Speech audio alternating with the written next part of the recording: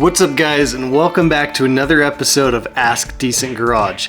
I had a great response to the last episode. Make sure to go check that out. We covered a couple good questions, including why does water leak into your cab when it rains? So make sure to check that out. So in today's video, we're gonna be talking about charging issues, throttle indexing, the full power screw and how to avoid runaway, as well as what are my favorite sites to use to buy first-gen parts. Also, as I stated in the last video, make sure if you have any input on the questions I answer today, if you have experience with the things I talk about, comment down below, share your knowledge, share your experience.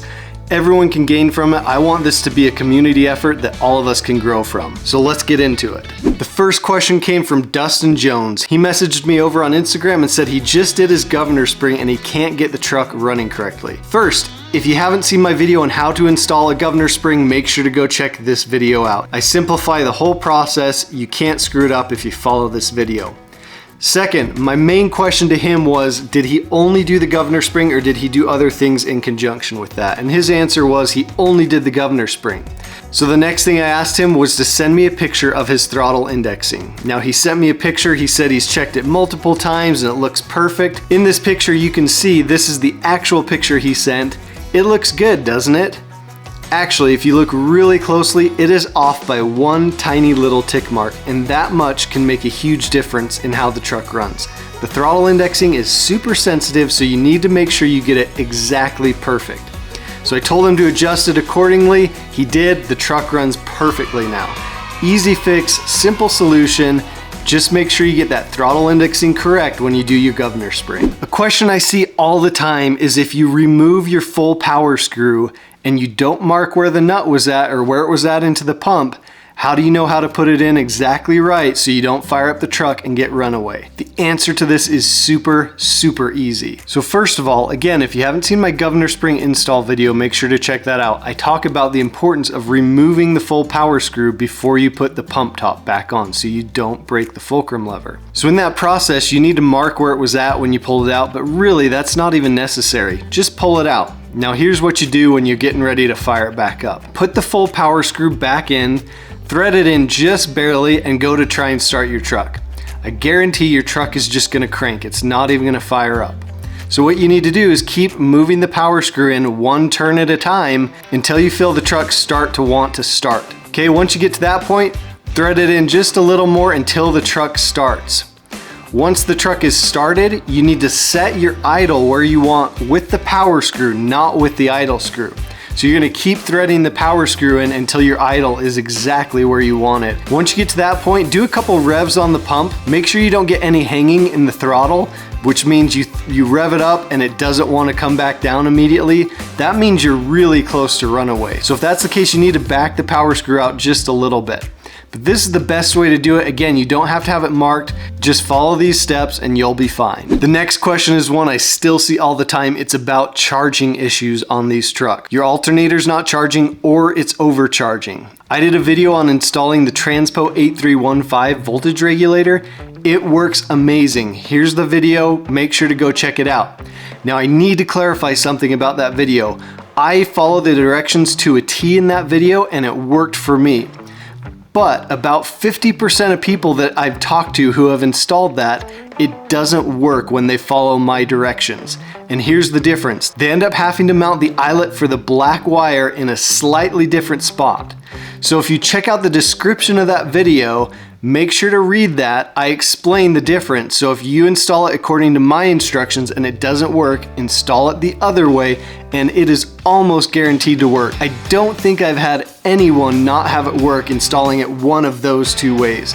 It's 25 bucks, cheap and easy way to get consistent voltage regulation on these trucks. The last question I want to address is one I got asked in the comments of the last Ask Decent Garage video. Someone asked if I could give my insight on what websites I like to use to order parts for my trucks. So let's head to the computer and I'll show you real quick all the sites that I like to use. So these are my favorite sites to use to find first-gen parts. There may be some that I forget, but let me show you what I use. The first, as you guys know, for all my performance stuff for a VE injection pump, I use the Hungry Diesel.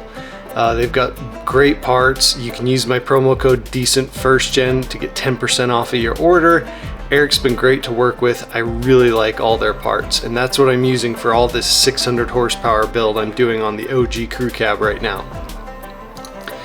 Next, you guys know I love Gino's Garage. I love their customer support. They have a ton of OE Cummins parts that are hard to find, and they have good prices and great customer service. They carry parts for all the different years of trucks, so the first gen selection is not quite as good as some of the other years, but it's still fairly good, so make sure to check out Gino's Garage. My next favorite site that I love to use is decentgarage.com. This is where you can get shirts, hoodies, hats, keychains, stickers, all the merch for my channel and for all my social media. This goes to support the channel. 100% of the profits I throw right back into the channel to help support and grow the projects that I'm working on. So make sure to check it out. Really cool stuff there. Rock Auto is probably one of my favorite sites for just the typical maintenance type stuff I need to get. If I need to get a power steering pump, if I need to get brake rotors, if I need to get brake pads, all that type of stuff I get from Rock Auto, just because the prices can't be beat. If I go to Napa or O'Reilly and check out their parts and check the price and then go to Rock Auto, it's usually like at least 25% cheaper on Rock Auto. Now, if you're needing something with a warranty, that may be more difficult through Rock Auto. So if it's something that you want a lifetime warranty, like I just did my steering gearbox on the OG crew cab, I went and got that at O'Reilly because they had a lifetime warranty. So I do really like Rock Auto though. Another great site is LMC Truck. They used to only really do Ford and GM stuff, but in the past 5 years or so, they've really picked up on doing some of the first gen Dodge stuff.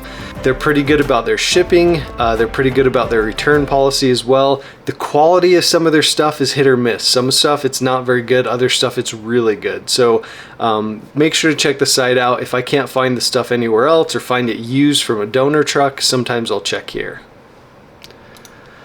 Another site, this is my friend's site, Robert Swartzley at W350 Crew Cab. This is First Gen Industries. This is a site he started to start reproducing authentic Mopar parts for these trucks.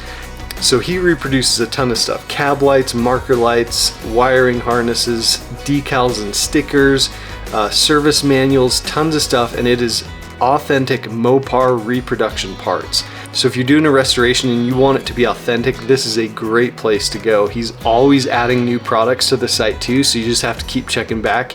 He's up to, let's see, 19 pages of product, 19 times 4, so almost 80 products so far.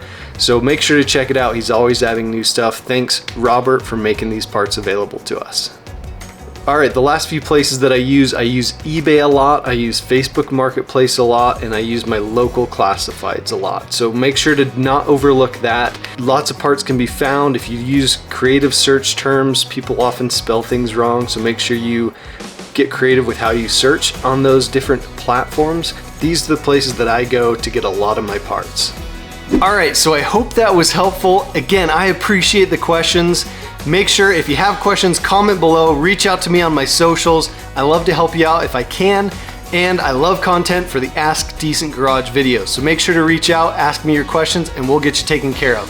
I hope you enjoyed this video, and we'll see you guys in the next one.